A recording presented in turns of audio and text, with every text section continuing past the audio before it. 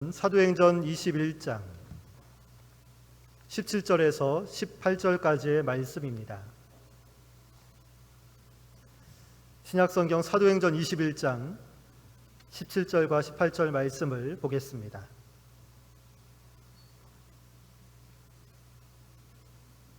사도행전 21장 17절 18절 말씀, 이 시간 하나님의 말씀을 한 목소리로 읽겠습니다. 예루살렘에 이르니 형제들이 우리를 기꺼이 영접하거늘 그 이튿날 바울이 우리와 함께 야고보에게로 들어가니 장로들도 다 있더라. 아멘.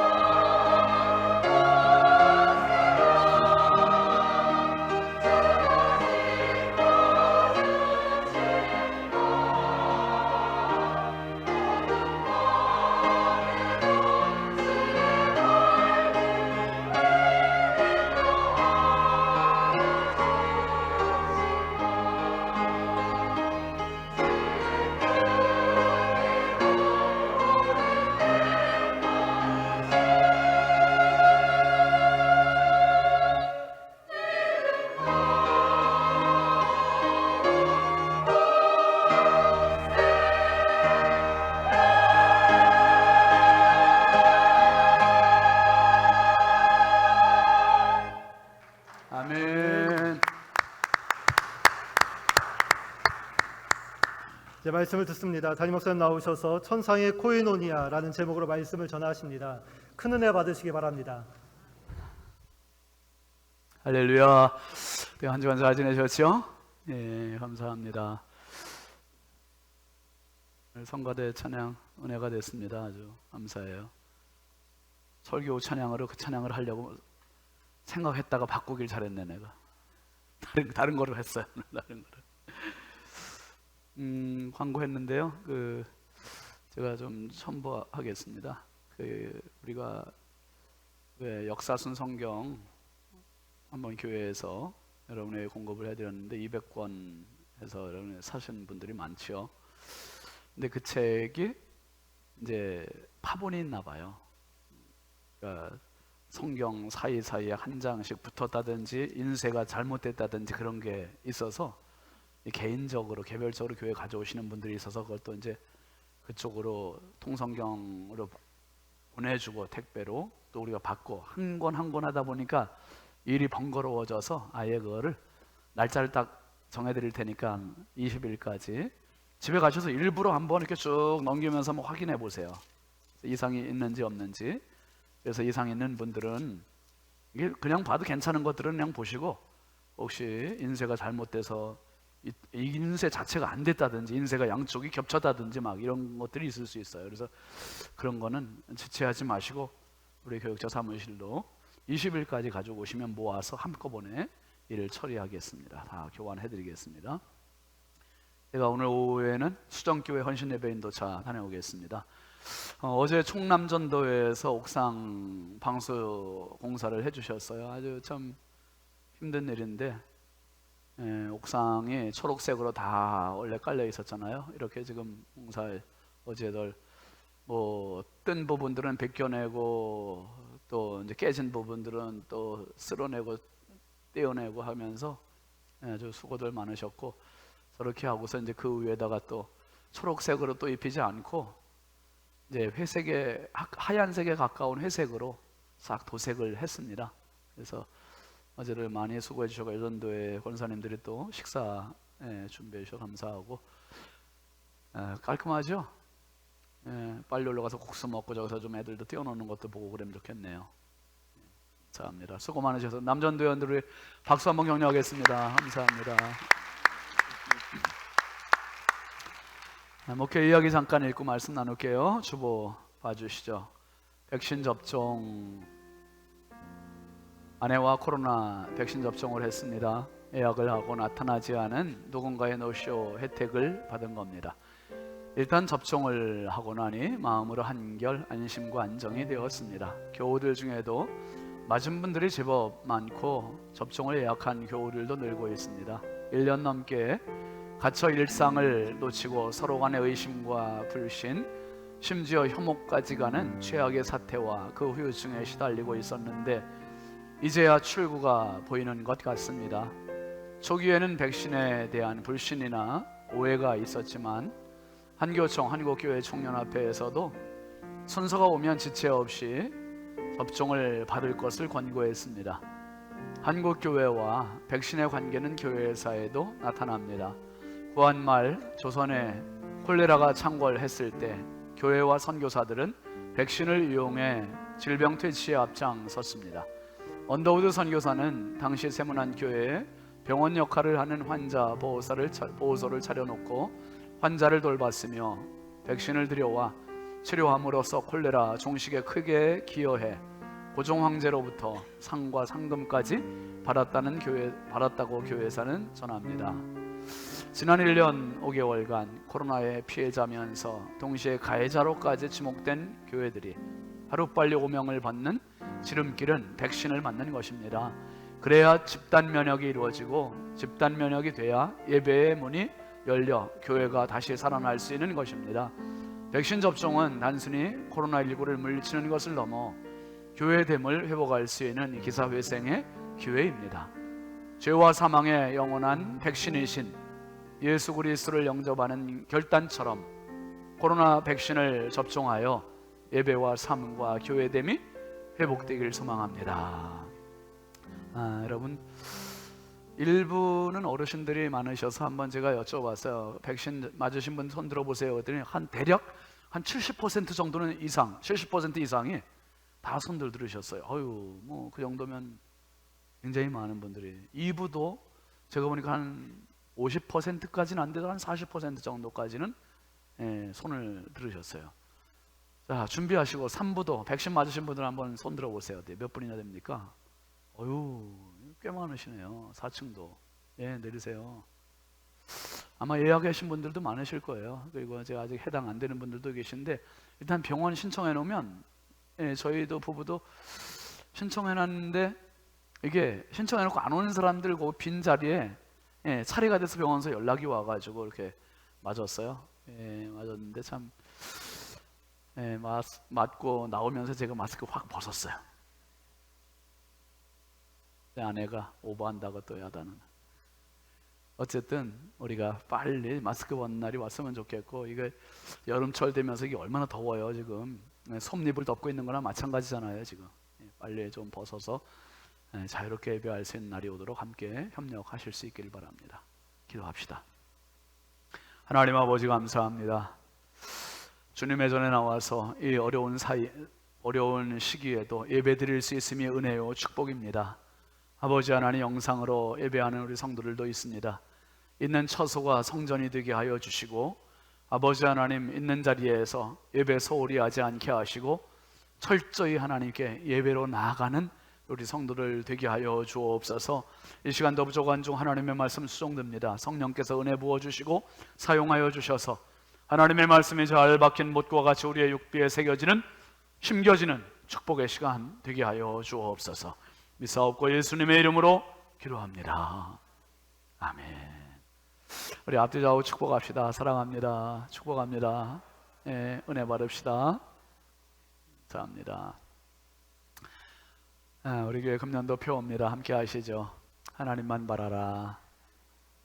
평생 여러분 하나님 바라보고 믿음으로 승리하시기 바랍니다. 오늘 말씀의 제목 같이 하시죠. 천상의 코이노니아.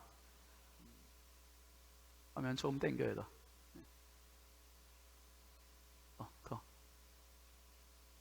더 당겨. 상반신만 나오게. 상반신만.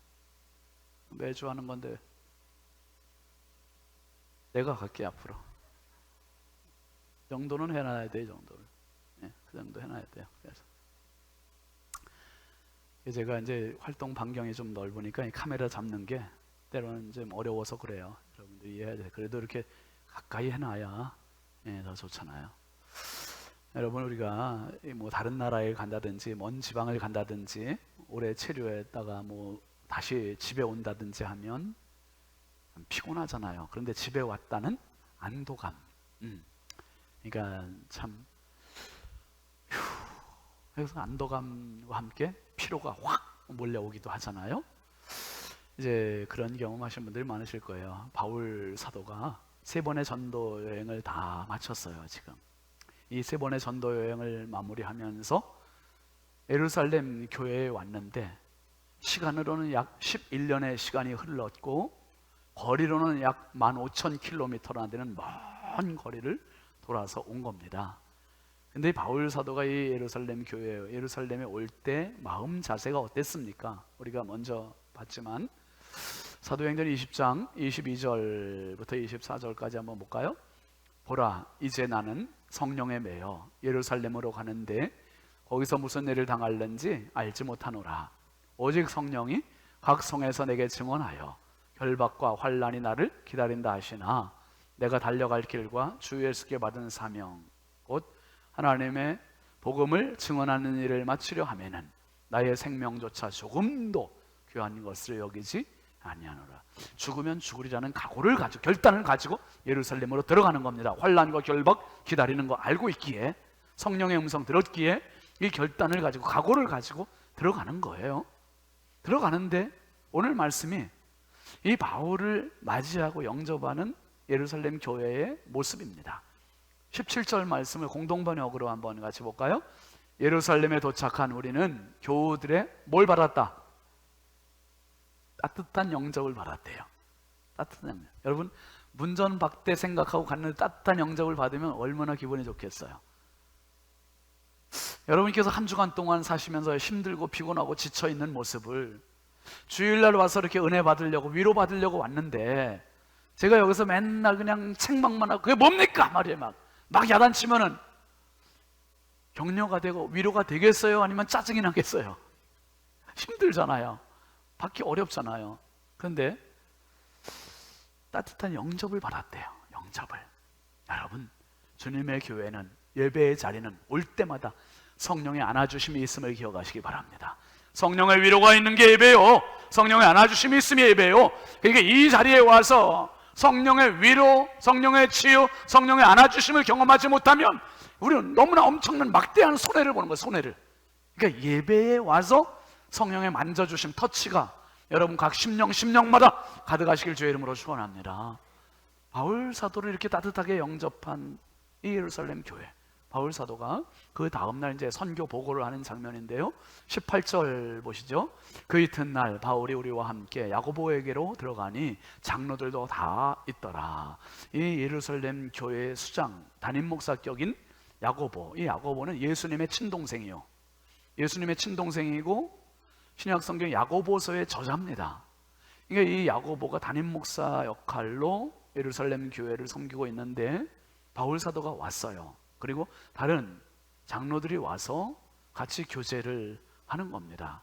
그런데 바울 사도가 그냥 와서 안부 인사만 하는 게 아니라 19절, 20절 한번 같이 보시죠. 바울이 무난하고 하나님이 자기의 사역으로 말미암아 이방 가운데서 하신 일을 낱낱이 말하니 그들이 듣고 하나님께 뭐했다? 영광을 돌리고. 바울 사도가 그 11년 동안 있었던 1차, 2차, 3차 전도 여행에 대한 보고를 낱낱이 보고해. 낱낱이 다 세세하게. 거기에는 유대인들의 핍박에 대한 이야기도 있을 것이고, 빌립보 감옥에 갇혔었던 이야기, 갇혀서 매질당했던 이야기, 밤에 찬송 기도했더니 옥문이 열리고, 그리고 하나님께서 그 간수를 구원시켜 주셨던 그런 이야기. 뭐 에베소에서 마술하던 사람이 마술책을 불태웠던, 은 5만이나 되는 그 많은 분량을 불태웠던 그런 이야기, 죽은 유두고가 다시 살았던 이야기, 뭐 수많은 기적적인 하나님이 행하신 일들을 낱낱이 보고한 거예요. 사랑하시는 성도 여러분, 하나님 앞에 서면 우리가 이렇게 될 거예요. 하나님께서 너 어떻게 살아왔니? 네 인생 어떻게 살았어? 너 하나님 어떻게 섬겼어? 거기에 대한 낱낱이 세세한 보고가 하나님께 올라갈 것이고, 내가 잊어먹은 것까지도 영상으로 다 보여주시면서 하나님께서, 하나님의 천사들이 다 보고할 거예요. 여러분, 그때를 위하여 오늘 하나님 잘 섬기고 믿음 생활 정확히 하시고 하나님의 불꽃 앞에서 신앙의 승리자들이 되시길 주의 이름으로 축원합니다. 꼭 그래야 돼요. 진짜예요. 그때가 멀지 않았어요. 진짜 그때를 위하여 날마다 믿음의 허리춤을 동여매는 겁니다. 여러분, 동여매는 거예요. 바울 사도가 이렇게 무난하고 낱낱이 하나님의 일을 보고 하니까 초대교회, 이 예루살렘 교회에서 무시한 게 아니라, 이야, 이건 하나님의 역사야, 하나님이 하신 일이야 하고 박수를 막 하나님께 영광을 올려드렸어요. 바울과 예루살렘 교회의 관계는요, 이런 관계가 아니요. 원래 아시잖아요. 바울이 변화되기 전에 예루살렘 교회의 핵심 인물이었던 스데반을 죽였어요. 그 교회를 핍박했습니다. 그리고 교회를 잔멸하여 씨를 말리려고 얼마나 혈안이 되어 있었습니까? 그러니까 이 교회와 바울의 입장 관계는 상호 원한의 관계요, 혐오의 관계요, 미움의 관계요. 그런 원수 관계.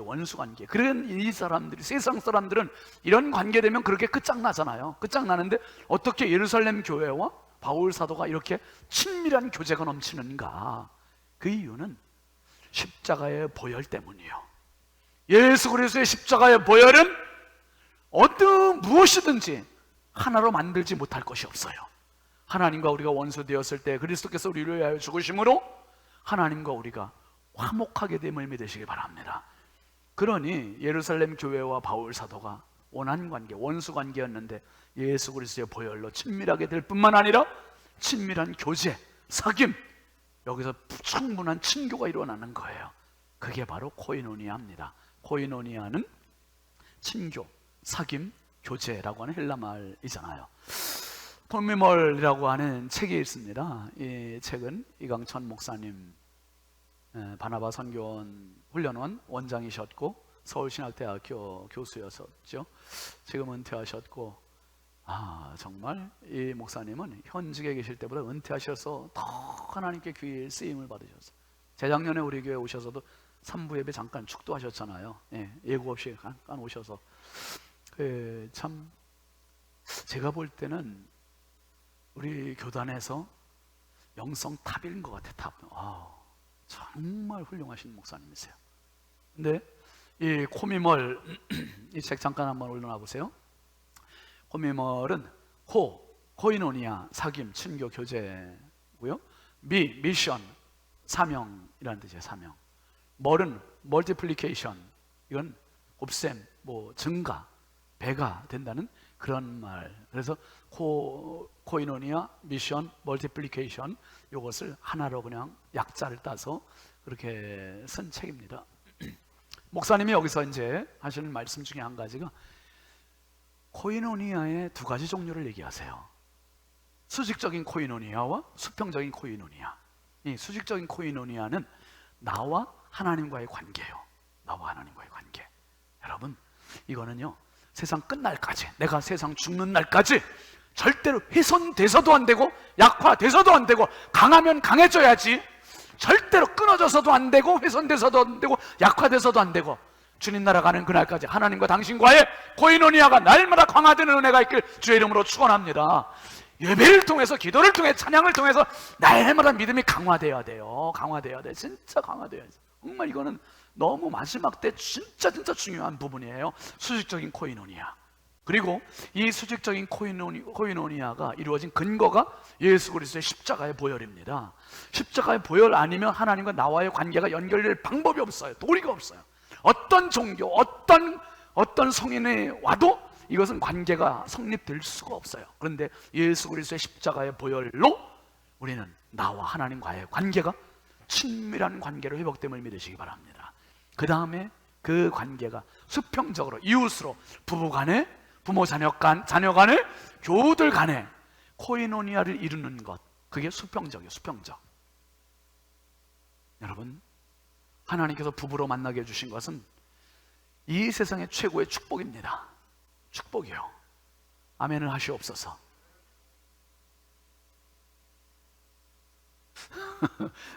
부부간에 만난 거, 이게 어딥니까? 36억 명 중에 한 명 만난 거예요. 이게 70억 명 중에서 남자 반, 여자 반 하면 36억 명 아니에요. 지금 36억 명 중에서 한 명을 만난 건데, 내가 이게 기가 막힌 만남이지. 오늘 가서 한번 얼굴 뚫어지게 쳐다보세요. 기가 막히다. 이런, 내가 당신을 만나더니 진짜 이건 진짜 은혜 아니면 안 돼. 이건 진짜 놀라운 섭니다 말이에요. 감탄을 안 하시네. 이게 지금 엄청 감탄할 일인데, 어쨌든 그렇게 만난 게 우리 부부관계예요. 부부관계. 여러분, 하나님께서 그렇게 만나게 해주셨어요.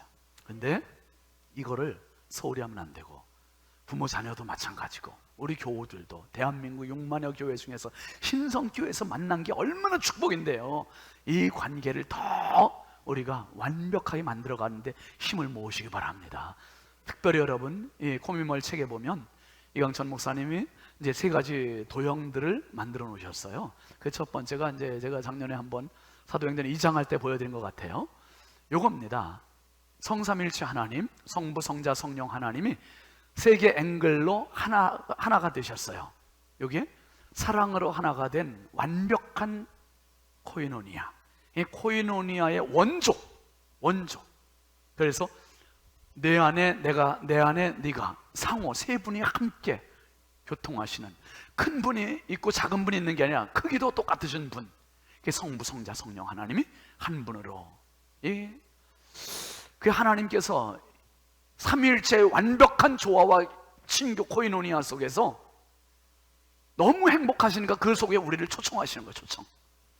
초청하셔서 우리가 들어갔는데, 어떻게 초청이 되냐? 사랑으로 초청이 된 겁니다. 사랑으로. 그래서 하나님, 나, 너, 이 관계는 사랑으로 하나가 되는 거예요. 사랑으로. 부부 관계는 사랑을 빼놓으면 하나가 될 수가 없어요. 사랑으로 하나가 되는 거예요. 사랑으로. 의무적으로는 하나가 안 돼요. 의무적으로는 하나가 될 수 없어요. 근데 사랑으로 하나가 되는 겁니다. 하나가. 이게 나와 너가 하나가 되고 나와 하나님이 하나가 될 수 있는 유일한 방법은 사랑이에요. 그런데 사탄 마귀가 제일 싫어하는 게 뭐냐면 하나됨이요, 사랑이요, 행복이요. 그래서 그 틈을 삐집고 들어오는데 하나님을 함부로 대적할 수 없으니까 약한 우리들을 공격하는 거예요. 그래서 하나님을 멀리하게 하고 등지게 하고 죄짓게 하고, 그러니까 하나님을 불신하게 되면서 거리감이 생겨요. 거리감이. 하나님의 거리를 둬요. 다른 사람과도 거리를 둬요. 여러분, 마귀가 하는 게 이겁니다. 부부간에도 거리가 생기면 사탄이 틈탄 거예요. 부모 자식 간에도 거리가 생기면 사탄이 틈탄 거예요. 그러니까 봐요. 스마트폰 보면서 다 거리를 두잖아요. 일부러 안 쳐다봐. 이것만 봐. 일부러 아내도 남편 안 보고 남편도 아내 안 보고 부모도 자식 안 보고 자식도 부모 안 보고 이것만 봐. 이것만. 이러니 거리가 생기는 거예요. 거리가 생겨요.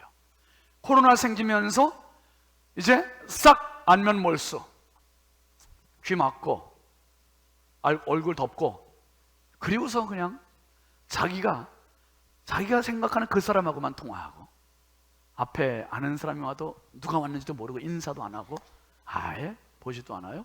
이게 사탄이 노리는 마지막 시대의 코이노니아의 파괴요, 타락입니다. 여러분, 죄라는 게, 타락이라는 게 사람을 죽여야 타락입니까? 죄입니까? 꼭 도둑질해야, 성폭력해야 죄입니까? 죄지요. 죄 아닌 게 아니죠. 그러나 더 본질적인, 더 핵심적인 죄가 있는데 그게 뭐냐? 하나님을 떠나는 게 죄예요. 하나님 없이 사는 게 죄예요. 하나님 없이 사니까 자기 마음대로 사람 죽이지, 하나님 없이 사니까 자기 마음대로 성폭력하고, 하나님 없이 사니까 자기 마음대로 도둑질하는 것이고, 그 본질적으로 더 들어가 봐야 돼요. 여러분, 사람 죽인다고 감옥에만 가두는 것이 아니라 그 본질적, 그 속에 뭐가 문제냐? 그 속에 하나님을 떠난 마음, 그게 문제예요. 하나님께 돌아와야 살아요. 아멘이죠. 하나님께 돌아와야 살아요. 그래서 전도는 뭐냐 하면, 이강천 목사 그 책에서 뭐라고 그랬냐면, 전도는 하나님의 코이노니아로 초청하는 것이 전도다. 하나님의 코이노니아 속에 들어가면 그 사람 살아요. 춤추는 인생 되는 거예요. 행복한 인생 되는 거예요. 최고의 인생을, 정말 인생의 가치를 극대화시킬 수 있는 유일한 방법은 하나님의 코이노니아로 들어가는 거예요. 아멘이시죠. 하나님의 코이노니아, 하나님의 사귐, 하나님의 친밀함 속에 들어가면 그 인생 살아요. 횡재하는 거예요. 기뻐 춤추는 겁니다.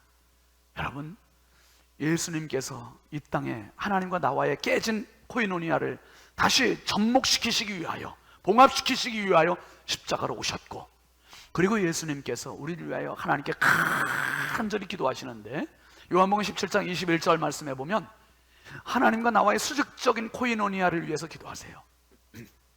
같이 읽어보시죠. 시작. 아버지여, 아버지께서 내 안에, 내가 아버지 안에 있는 것 같이 그들도 다 하나가 되어 우리 안에 있게 하사 세상으로 아버지께서 나를 보내신 것을 믿게 하옵소서. 여기 보시면 삼위일체 하나님의 코이노니아가 나와요. 아버지께서 내 안에, 내가 아버지 안에, 이게 성부 하나님, 성자 하나님의 상호간의 코이노니아요. 정말 은혜로운 친밀함이요, 조합입니다. 그런데 그들도 하나가 되어 우리 안에 있게 하사, 우리의 이 친밀한 하나님의 코이노니아 속에 저들도 들어오게 해주옵소서. 이 기도를 예수님 하신 거예요. 이 기도를. 여러분, 교회에 온다고 해서 하나님의 코이노니아에 다 들어온 게 아니요, 하나님의 은혜의 테두리 안으로 들어와야 내가 하나님의 코이노니아에 속하게 되는 겁니다. 저와 여러분이 이 은혜가 있길 주의 이름으로 축원합니다. 평생 살아가며 이 울타리 밖에 있는 사람들 얼마나 많은지 몰라. 정말 안타까운 거예요. 정말 안타까워요. 은혜의 울타리 안으로 들어오십시오. 은혜의 품 안으로 들어오십시오. 하나님 아버지 품으로 들어오십시오. 그래서 당신의 인생에 정말 참 가치, 참 본질, 참 은혜를 경험하기를 주의 이름으로 축원합니다. 예수님의 간절한 기도, 그리고 예수님은 또 수평적인 코이노니아를 위해서 기도하세요. 17장 9절, 요한복음 17장 9절 보시죠. 시작. 내가 그들을 위하여 비옵나니 내가 비옵는 것은 세상을 위함이 아니요 내게 주신 자들을 위함이니이다. 그들은 아버지의 것이로소이다. 내 것은 다 아버지의 것이요 아버지의 것은 내 것이온데 내가 그들로 말미암아 영광을 받았나이다. 나는 세상에 더 있지 아니하오나 그들은 세상에 있사옵고 나는 아버지께로 가옵나니 거룩하신 아버지여 내게 주신 아버지의 이름으로 그들을 보존하사 우리와 같이 그들도 하나가 되게 하옵소서. 그러니까 예수님은 떠나가지만 저들은 세상에 있으니 세상에 있는 동안 하나가 좀 되게 해주옵소서. 그 기도예요. 부부가 좀 하나가 되게 해주옵소서. 부모 자녀들이 하나가 되게 하옵소서. 형제간에 하나가 되게 하옵소서. 가정에서 이 코이노니아가 경험되어야 우리 사회가 코이노니아가 이루어지는 것이고 교회가 코이노니아가 이루어져야 학교가 직장이 코이노니아가 이루어지는 거예요. 여러분, 이 코이노니아를 야 치킨 먹자, 치킨 먹으면서 야 얘기하는 거 그게 코이노니아가 아니고요. 밥 먹자, 밥 먹는 코이노니아가 아니에요. 진짜 코이노니아는 하나님의 영적인 이야기들을 같이 이야기할 수 있을 때 코이노니아가 이루어지는 거예요. 바울 사도가 예루살렘 교우들과 함께 하나님이 하신 일들을 나타낼 때 하나님께 영광을 올리면서 코이노니아가 이루어졌어요. 이건 정말 천상의 코이노니아를 미리 연습하는 그런 축복의 만남이요 모임입니다. 여러분, 제가 우리 교회 와서 몇 번 간증했는데 제가 2018년 9월 22일 날 이제 인천으로 이사 왔어요.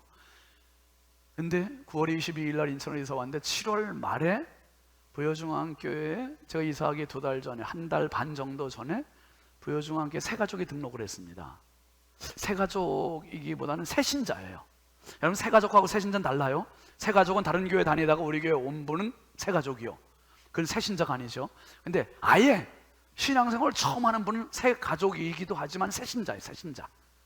그분이 이제 새신자로 등록을 했는데 등록한 게 주일날 등록을 하고 수요일날 저녁 예배 때 그때 이성호 목사님이 설교를 했는데 저녁 예배 때 와가지고 이 사람이 눈물 콧물 쏟으면서 간 거예요.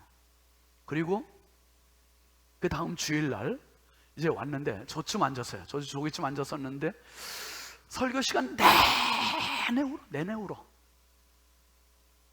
예배 끝나고 이제 새가족실에서 만났어요.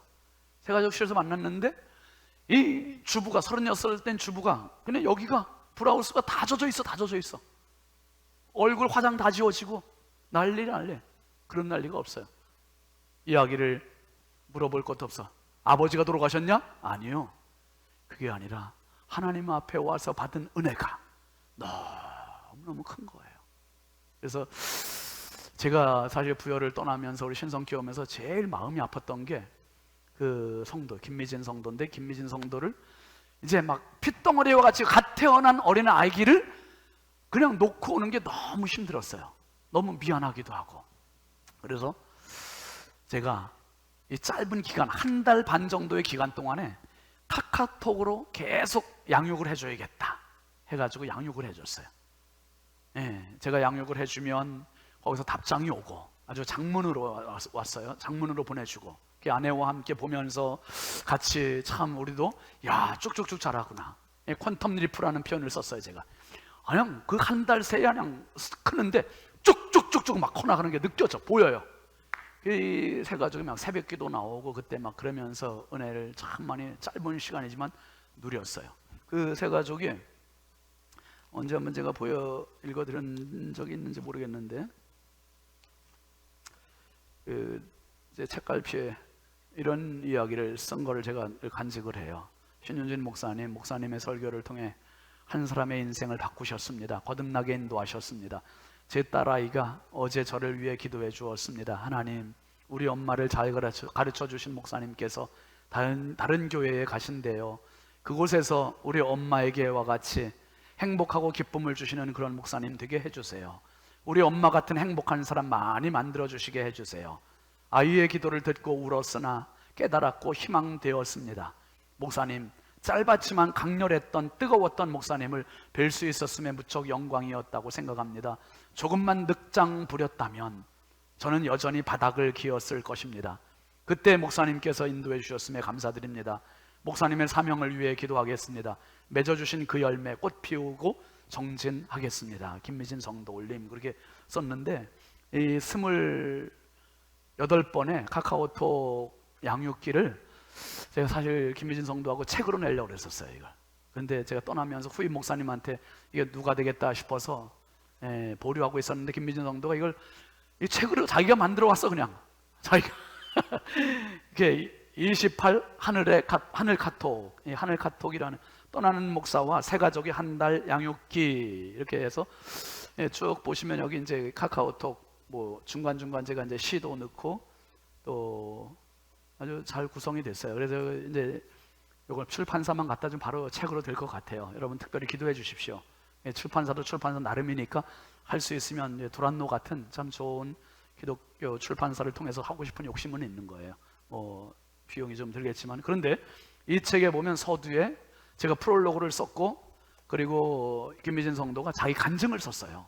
간증을 썼는데 이 간증이 여러분 정말 우리가 한번 들어볼 가치가 있는 간증이에요. 그래서 오늘 조금 시간이 가더라도 제가 한번 쭉 읽어드릴 테니까 눈으로 따라와 주시기 바랍니다. 중학생 시절 친구의 성화로 집 근처 교회를 부모님 몰래 6개월 남짓 다녔습니다. 그때 작은 일에도 열심히 기도했던 시절이었으나 지금 돌이켜보면 어느 누구도 제게 바른 신앙생활에 대한 인도가 없었습니다. 성경 공부 또는 말씀에 대한 이해, 교사와의 만남 등이 왜 없었는지 가장 안타까운 부분이라 생각합니다. 부모님을 속이고 교회를 다니는 것이 늘 마음을 힘들게 했습니다. 불안함이 쌓일 때쯤 교회 가는 꿈을 꾸곤 했습니다. 꿈에서는 검은 망토를 두른 악마들이 한 손에는 낫같이 생긴 커다랗고 둥근 칼을 들고서 교회 문을 줄지어 가로막고 서 있었습니다. 교회 문 앞에서 서성이는 저를 발견하면 끝까지 쫓아와 그 칼로 찔러 죽이곤 했습니다. 그런 악몽이 심해지면서 부모님을 속인 죄책감에 힘겨워 교회 다니는 것을 허락해달라고 부모님께 진솔하게 말씀드렸습니다. 불교 신자셨던 부모님은, 특히 어머니는 주저앉으시며 집안을 망하게 하고 싶으냐고 제게 되물으셨습니다. 단호했던 말씀 한 번에 스스로 하나님에 대한 믿음을 포기하는 것이 최선이라고 생각했습니다. 그 후로 부모님을 따라 절을 다니고 정성스레 불공을 드리는 생활도 했습니다. 그러나 어찌된 일인지 제 주변에 친한 많은 친구들이 예수님을 믿고 있었습니다. 쉬는 시간이면 찬송가를 함께 부르던 친구들, 시험 시간이면 모여 함께 기도하던 친구들을 보며 한편으로 부러워했고 한편으로 시기했던 것 같습니다. 마음 깊숙이 하나님에 대한 염원이 있었던 것이 아닐까 싶습니다. 본질적으로 내 존재의 가치에 대한 답을 찾기 위하여 인문학 도서를 계속 읽고 생각하며 지냈습니다. 불교는 신앙이 아닌 철학이란 목사님의 말씀을 이해합니다. 성부를 목표로 무에서 무로 돌아가는 그 진리는 저에게 좌절만 쌓이게 했습니다. 서양 철학이 빙유에서 시작하는 것과 달리 태초부터 없음에서 시작하는 동양 철학의 진리를 깨달을 수만 있다면, 실행할 수만 있었다면 하나님을 믿는 오늘은 없었을지도 모릅니다. 비우고 또 비우려 노력했고 낮추고 또 낮추고자 노력했으나 그 끝에는 늘 자기 부정과 좌절이 정답처럼 기다리고 있었습니다. 죽음 사람 마냥 무기력한 삶을 살아가는 것은 또 어떻게 얼마간 버틸 수 있었습니다. 언제부터인가 저도 모르는 사이 제 생활의 절반 가치를 가진 회사 생활이 무너지기 시작했습니다. 지난 3월 11년을 근무했던 저의 첫 직장에 준비되지 않은 사직서를 제출하게 되었습니다. 회사에서 만류하고 또 휴직을 권하는 배려에 우선 2달의 휴식 시간을 갖게 되었습니다. 얼마 지나지 않아 사춘기가 시작된 딸 아이의 일기장을 통해서 힘겨워하는 딸에게 제 사랑이 얼마나 부족했는지 알게 되었습니다. 회사 생활이 힘들어 가장 편한 안식처인 가정으로 도망쳐 왔는데 그곳에는 더 힘든 시련이 기다리고 있었던 것입니다. 자녀 문제, 제 의지만으로 할 수 없는 것들이 있음을 느꼈습니다. 더 이상 버텨낼 힘이 없을 때 제 근간에 하나님이 있었다는 것을 알게 되었습니다. 박진경 집사께서 지난 수년간 제게 꾸준히 말했던 하나님의 말씀이 그때서야 제 마음을 울렸고 눈물을 흘리게 되었습니다. 그로부터 얼마간 시간이 지난 뒤 성경 공부를 하고 싶다는 제게 책을 권했고 성경을 접한 지 일주일 되던 수요일 예배에 참여하게 되었습니다. 일단 한번 와보고 다닐지 말지 결정하라고 했지만 저는 예배를 드리러 가는 그 순간이 바로 시작점임을 알고 있었기 때문에 그렇게 가볍게 가고 싶은 마음이 추워도 없었습니다. 수요 예배를 가기 전 하나님께 나아가는 첫 발걸음이라 깨끗하게 씻고선 특히 발을 향하여 더욱 다짐했습니다. 나는 오늘 반드시 십자가를 보고 기도하겠다라고 말입니다. 집에서 5분 남짓 위치한 교회까지 가는 길이 두려워 큰 소리로 나는 반드시 하나님께로 간다. 그 어떤 것도 나를 막을 수 없다. 하나님께서 나를 부르셨다를 반복하여 외치며 교회 앞까지 간신히 왔습니다. 저는 비장했고 한 걸음 뗄 때도 입술을 깨물어야 했습니다.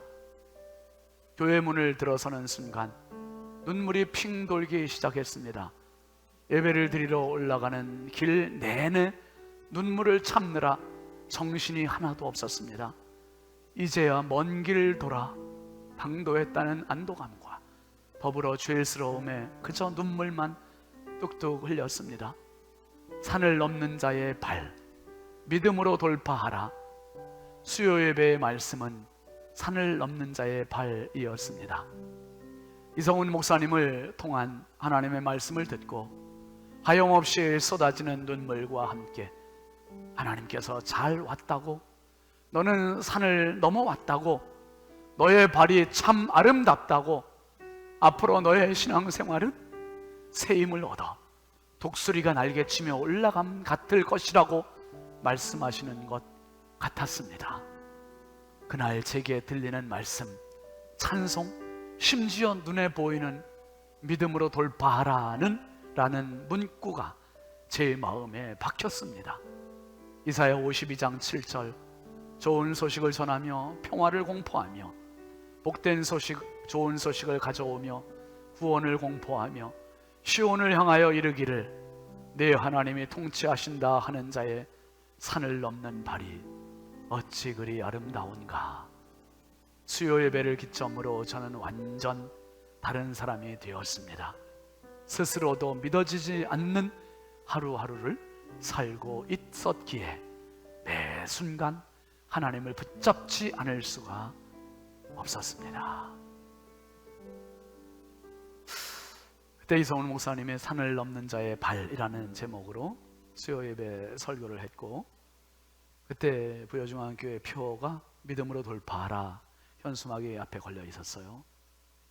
근데 그 김미진 성도가 교회에 올라와서 하필 그날 산을 넘는 자의 발, 먼 길 돌아 잘 왔다는 하나님의 초청으로 그 말씀이 새겨진 거예요.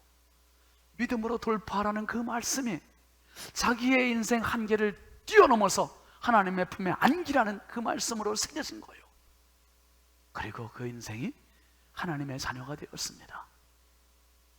여러분, 지금도 먼 길을 돌아 헤매고 방황하는 분들 얼마나 많아요. 지금도 어디가 답인지, 어디가 길인지 모르고 헤매는 분들, 방황하는 분들 너무 많잖아요. 예수님 초청하세요. 마태복음 11장 28절 같이 읽어보세요. 수고하고 무거운 짐진 자들아 다 내게로 오라. 내가 너희를 쉬게 하리라. 쉬게 하리라. 안긴 것 같지만 안기지 않은 사람 너무 많아요. 주님 앞에 쉬는 것 같지만 쉬지 않는 사람들 너무 많아요. 수고하고 무거운 짐진 자. 제가 그랬잖아요. 제가 이 말씀 초청받고 주님 앞에 와락 안겼잖아요. 나는 안견 줄 알았어요. 나는 쉬는 줄 알았어요. 근데 주님 계속 초청하셨어요. 수고하고 무거운 짐 지는 윤진아 내게 오라. 내가 너를 쉬게 하리라. 그 말씀 앞에 내 인생 모든 무거운 짐 내려놓고 주님께 안기는 순간 주께서 위로 주시는 위로가 하늘의 위로였고 주님 품 안에서의 그 쉼이 하늘의 코이노니아였습니다. 오늘 김미진 성도가 먼 길 돌아 높은 산 넘어 아버지 품에 안긴 것과 같이 바울 사도가 11년 동안 3번에 걸친 전도여행 저 머나먼 길 다 마치고 예루살렘 교회에 왔을 때 어머니 품과 같이 하나님 품과 같이 안아주시는 이 교회의 안음, 따뜻한 영접, 이게 바로 천상의 코이노니아를 연습하는 은혜입니다. 은혜.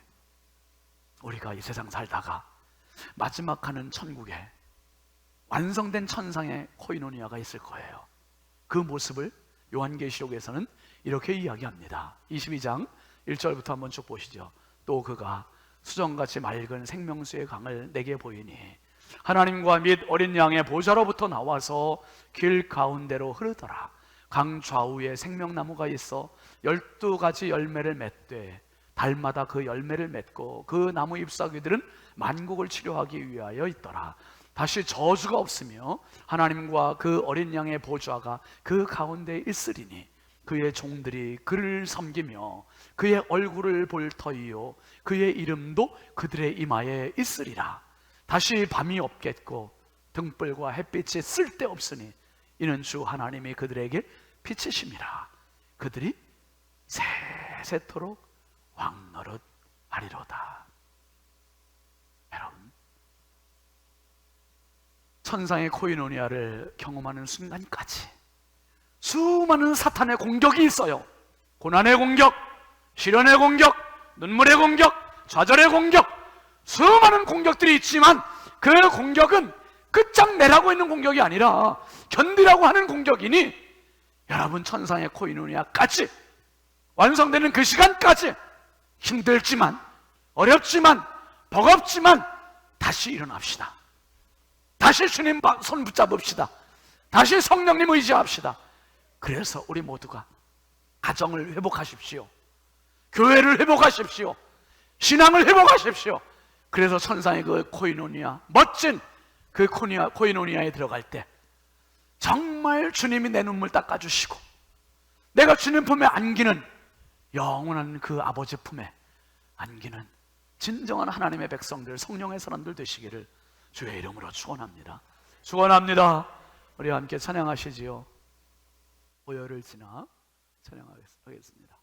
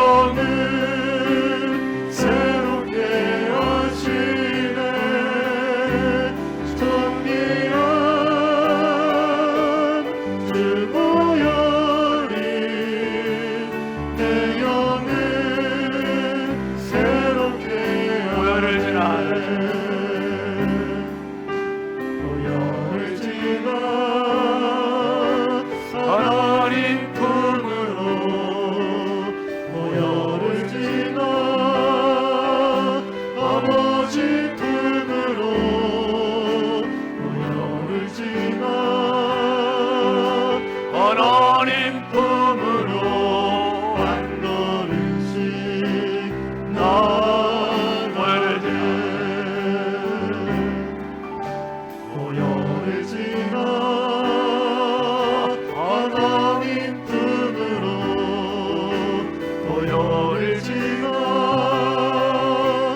아버지 품으로 올라올지마 하나님 품으로 한 걸음씩 나아가네 정비한 주보혈이 내 영을 새롭게 하시네 정비한 주보혈이 내 영을 새롭게 전개한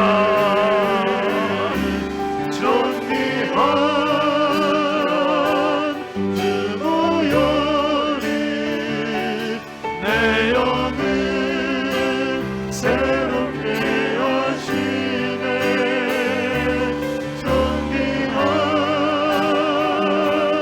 주보혈이 내 영을 새롭게 하네. 하나님 아버지, 아버지 품에 안기기 전까지는 코이노니아가 이루어진 것이 아니요 쉼이 이루어진 것이 아님을 깨닫습니다. 아버지 하나님, 교회에 다니는 것으로 만족하지 않게 하시고 내 영을 만족해 하시는 예수 그리스도의 보혈로 한 걸음씩 한 걸음씩 아버지 품에 더 가까이 나가 안기는 우리 모든 신성의 가족들, 믿음의 가족들 되게 하여 주시옵소서. 아버지 하나님, 영원한 코이노니아를 이루어 주신 하나님 감사합니다. 이 기가 막힌 영광스러운 코이노니아, 천성의 완성된 코이노니아 될 때까지 가정을 살리게 하시고 교회를 살리게 하시고 내 신앙을 살리게 하셔서 아버지 하나님, 수많은 고난과 시련과 눈물과 좌절 가운데에서도 끝까지 승리하는 우리 모든 믿음의 가족들 되게 하옵소서. 우리 영원한 코이노니아의 주인이신 예수님의 이름으로 축복하고 기도합니다. 아멘. 우리 하나님께 영광에 박수합시다. 할렐루야. 우리 앞뒤 좌우 축복합시다. 끝까지 믿음으로 승리합시다. 끝까지 믿음으로 꼭 승리하십시오. 예, 승리하세요. 함께 일어나서 파송 찬송하시죠.